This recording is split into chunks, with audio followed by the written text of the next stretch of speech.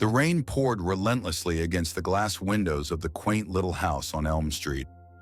Claire sat on the edge of the bed, staring at the wedding ring on her finger, twisting it absent-mindedly. Her heart ached with guilt. Just a week ago, she had crossed a line she never thought she would. Claire and James had been married for 8 years. Their love story had started like something out of a fairy tale. College sweethearts, inseparable, full of dreams. James was a dedicated husband, a man of principles, hardworking and kind. But over time, their marriage had lost its spark. Routine replaced romance, and the weight of everyday life dulled the passion they once had.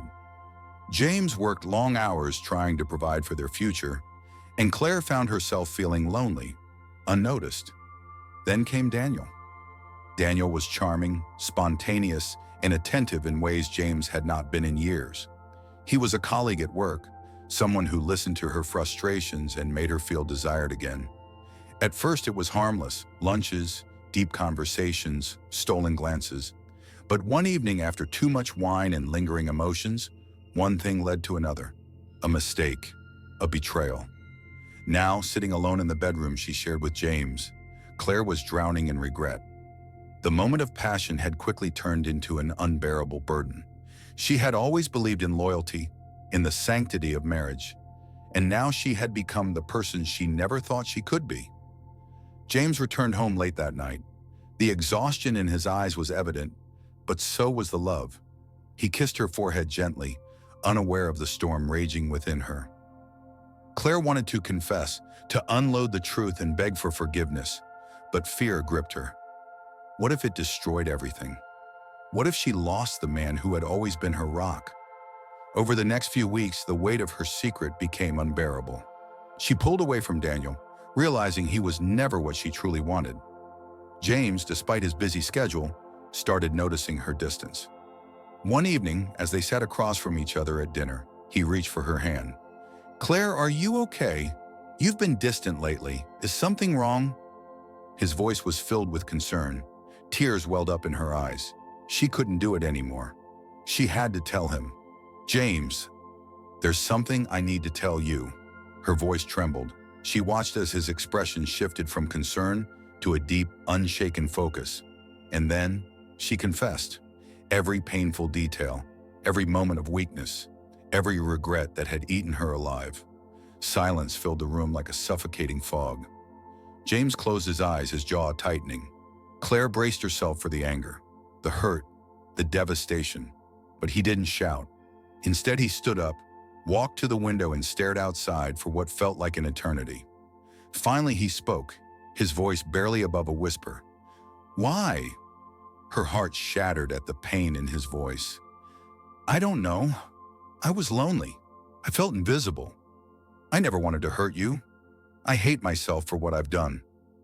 James turned to face her, his eyes filled with sorrow rather than rage. "I would have done anything for you, Claire. If you were unhappy, you could have told me. We could have fixed this together." Tears streamed down her face. "I know, I was selfish and foolish. And now I might have lost you forever." He let out a heavy breath. "I need time. I don't know if I can forgive this, but I also don't know if I can just throw away everything we've built." The days that followed were agonizing. James moved into the guest room, barely speaking to her. Claire did everything she could to show how sorry she was, writing letters, preparing his favorite meals, giving him space, yet letting him know she was still there, waiting, hoping.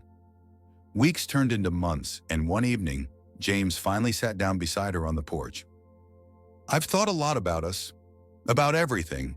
I won't pretend this doesn't hurt, but I also know that I love you, and if there's any part of you that still loves me, I think we should try." Claire burst into tears, nodding furiously. "I love you, James, more than anything. I'll spend the rest of my life proving that." Healing wasn't instant, and trust wasn't rebuilt overnight, but they worked at it together. Through therapy, through open conversations, through rediscovering the reasons they had fallen in love in the first place. And though their marriage bore the scars of betrayal, it also carried the marks of resilience. Because sometimes even the deepest wounds can heal when love, honesty, and true remorse are given the chance to mend what was broken.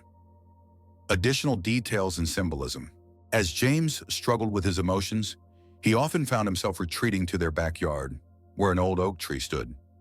This tree had been a witness to their happiest moments, the place where he had proposed, where they had spent countless summer afternoons laughing and dreaming about their future.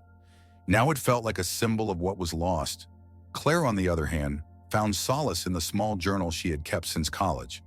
She started writing letters to James in it, expressing her sorrow and love in ways she couldn't voice aloud. Every morning, she would leave a page from the journal on his nightstand, hoping he would read them. One morning, months after her confession, Claire found a note on her own nightstand. It was from James. "I read every single one of your letters. I'm still hurting, but I'm also still here. That must mean something." It was the first step toward healing. Their journey wasn't perfect. There were setbacks, moments of doubt, and days when James questioned if he could ever trust her again. But as time passed, they built something new. Not just a marriage, but a deeper understanding of each other, of love, of commitment. One evening, as they sat beneath the old oak tree, James reached into his pocket and pulled out her wedding ring, the same ring she had taken off the night she confessed. "Claire," he said softly, "let's start over. But this time, let's promise to never let silence be the thing that separates us." With trembling hands, Claire slid the ring back onto her finger, tears of gratitude streaming down her face.